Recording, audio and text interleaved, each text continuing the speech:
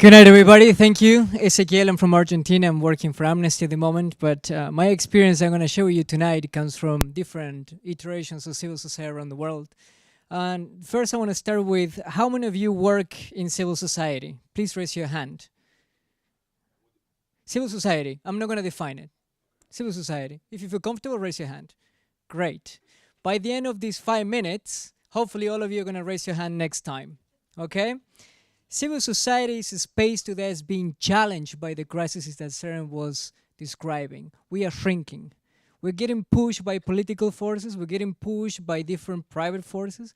We're getting pushed by ourselves who think we cannot really accomplish any type of change. Now, change is a big word, and for each of us will mean something different. But what we really can do is to reclaim that space. So many of you probably know communities around you who are volunteering, who are doing pro bono work on your skills, and who are relating to others in trying to help them out with their needs or help them out with any type of problem. That is civil society. Our civic engagement really comes at the time when we see a problem and when we think that is our problem. When you take justice or when you take injustice personally. That's Amnesty's slogan. I'm going to bring it up for tonight. So what can we do? We can do plenty of things. But I will suggest call for action on 3 areas. Number 1, go find the issue you care about. It could be anything. It could be inside your private enterprise. It could be inside your university. It could be inside anything you do. But go find that issue. Second of all, understand the issue. Talk to the person who lives with that issue. Don't make any presumptions. And 3, do it. Go for it. If you see a problem, if you understand the issue and you care about that community, engage. Because we have seen in our generation, and I can speak on behalf of many people I know in my generation, we have given up jobs with fat salaries. We have given up career progressions for a career purpose.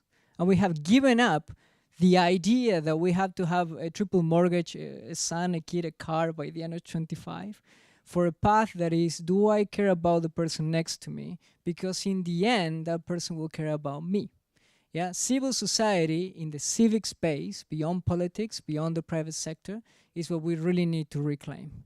And we need to reclaim it in the sense that we are change agents in everything we do. And I'm not talking about crazy Mandela here. I'm talking about pick up your trash, say hello to the person next to you, go and volunteer for the issues you care, and make sure that by the end of the day, next time they ask you, you raise your hand. Thank you.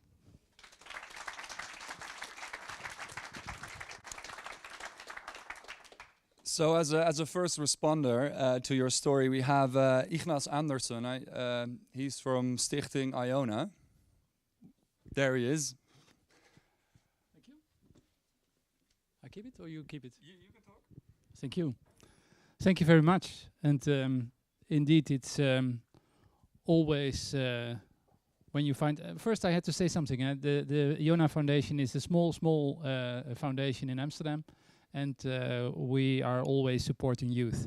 And that's also the reason I'm here, because I think when you want to support something which is coming out of the last and the best what it is, then you can have it by youth. And when you read and when you hear about leadership, then for me there is someone who is doing his PhD at this moment, and he changed the word and he said, we don't have to speak about leadership, but about carrying ship.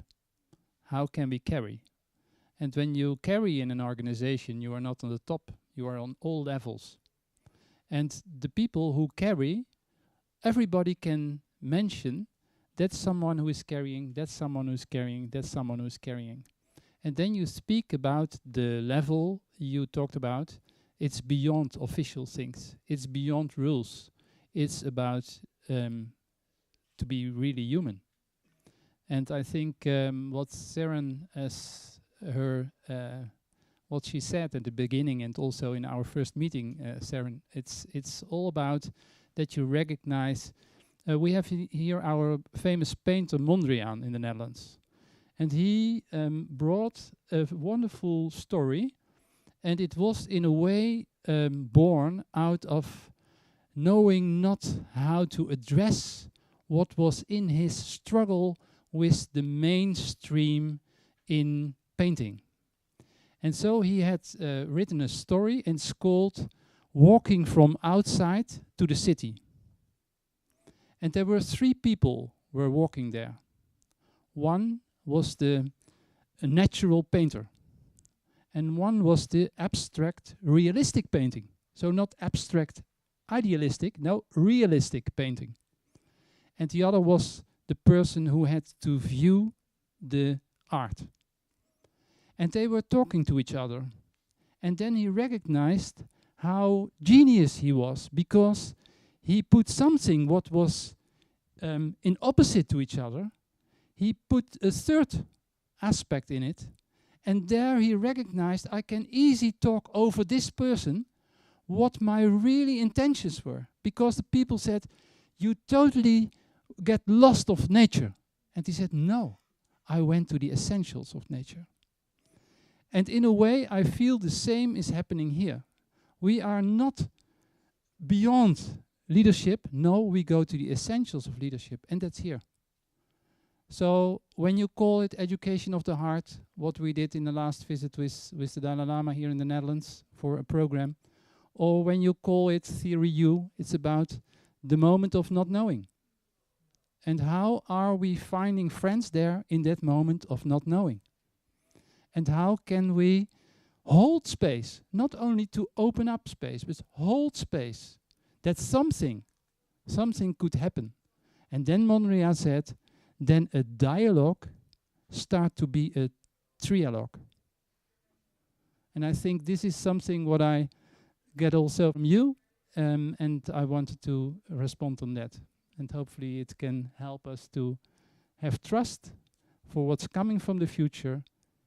It's already there.